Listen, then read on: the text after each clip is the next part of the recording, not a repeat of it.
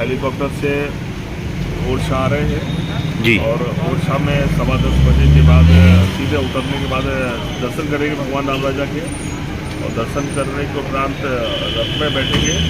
फिर रथ यात्रा शुरू होगी।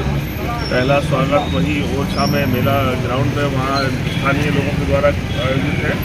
उसके बाद फिर आज़ादपुरा में है, फिर उसके बाद बेगेला में है, और फिर नेगवा, और नेगवा के बाद हमारा करगवा है, करगवा के बाद सेंदरी, सेंदरी के बाद तरीचर, और तरीचर के बाद यहाँ निवाड़ी और मुड़ाना के बीच में एक स्वागत सभा है, जहाँ यहाँ आसपास के लोग इकट्ठे हो रहे हैं। उसके बाद अंदर भी स्वागत है, अम्बेडकर साहब की मूर्ति में माल्यार्पण कार्यक्रम है। अच्छा, सभा भी होगी, उनके भाषण भी होंगी क्या? हाँ बिल्कुल, सभा तो सब जगह होगी। हल्की शॉर्ट सभाएं होती हैं जिस तरह की, वो बोलेंगे हर जगह। सेंदरी भी बोलेंगे, करगवा में बोलेंगे, बाकी जगह स्वागत है वहाँ नहीं बोलेंगे। निवाड़ी में क्या सभा स्थल बनाया गया है? हाँ, निवाड़ी के बाहर जो हमारा मुड़ाना निवाड़ी के बीच में सभा है, स्वागत सभा, उसमें सब लोग इकट्ठे हो रहे हैं और वो बड़ी सभा है। निवाड़ी विधानसभा के लोगों को संदेश क्या देंगे? निवाड़ी विधानसभा के लोगों को क्या संदेश देना आप चाहेंगे? मैं लोगों से एक अपील कर रहा हूँ, जो मैंने पहले भी करी है, कि इस बार अच्छा अवसर है जब आप ये तय कर सकते हैं कि भोपाल में कौन बैठेगा। देखो, बहुमत की सरकारों का अहंकार आपने देखा है। मैं कहता हूँ कमज़ोर सरकार बनाओ और तुम्हारे सरकार सहारे चले तो बेहतर काम किए जा सकते हैं, लोगों की ज़िंदगी बदला जा सकता है। अगर बहुमत आता है तो फिर अहंकार आ जा रहा है, वो सोचते हैं हम राजा बन गए। मैंने कहा, अगर उत्तर प्रदेश को बदले हुए स्वरूप को देखेंगे, गांव के विकास की तस्वीरों को देखेंगे, आप डेवलपमेंट देखेंगे, उसकी वजह बनी कि सरकारें कमज़ोर बनी और उन्होंने चिंता गरीबों की करी। उन्होंने कहा काम के बल पर हम जीतेंगे।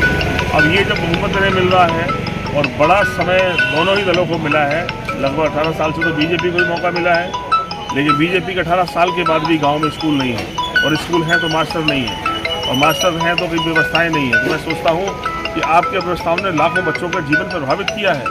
अगर किसान कर्ज में डूबे हैं तो फिर आप सरकार के विज्ञापनों का क्या अर्थ है? अगर किसान कर्ज में डूबे हैं, लोग कर्ज में डूबे हैं, तो फिर आप हेलीकॉप्टर में क्यों चल रहे हैं?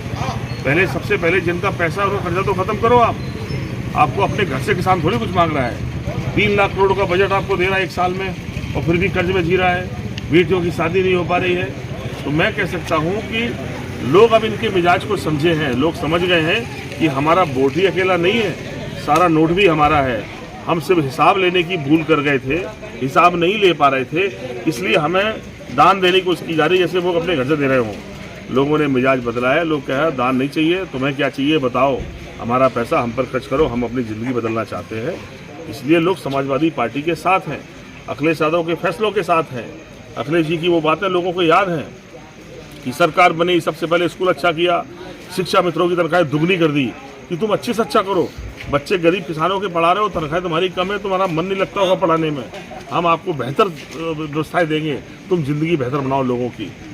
बेटियों की योजना लेके आए, बेटियों की फीस माफ़ कर दी, उसके बाद वजीफा दे दिया, और फिर कहा इंटर पास करोगी तो 30,000 रुपये कन्या अभियान ने 1200 करोड़ रुपए किसानों की बेटियों को दे दिए। 17 लाख लैपटॉप गरीब मजदूर किसानों के बेटों के हाथ पहुंचा दिए कि बड़े आदमी का बेटा इस्तेमाल कर रहा, लैपटॉप का जानकारी हासिल कर रहा, परीक्षाएं पास कर रहा, नौकरी चला जा रहा, और गरीब का बेटा पन्ने पलट रहा है। उन्होंने कहा ये बेईमानी है। मैं कह सकता हूँ फैसलों का फ़र्क है। कैसे खेत पर पानी पहुँचे, बांध जल्दी बना दिए, सड़क ऐसी बनाई जैसे फ्लैट प्लेन उतर रहे हों, वो विज़न लेकर आए।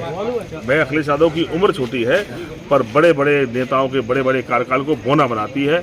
लोग ये उम्मीद करते हैं समाजवादी पार्टी के सहारे सरकार बनेगी तो लोगों की दशा बदलेगी, लोगों की गांव की व्यवस्थाओं बदलेंगे, उनकी ज़िंदगी बदलेंगे। धन्यवाद। ओके।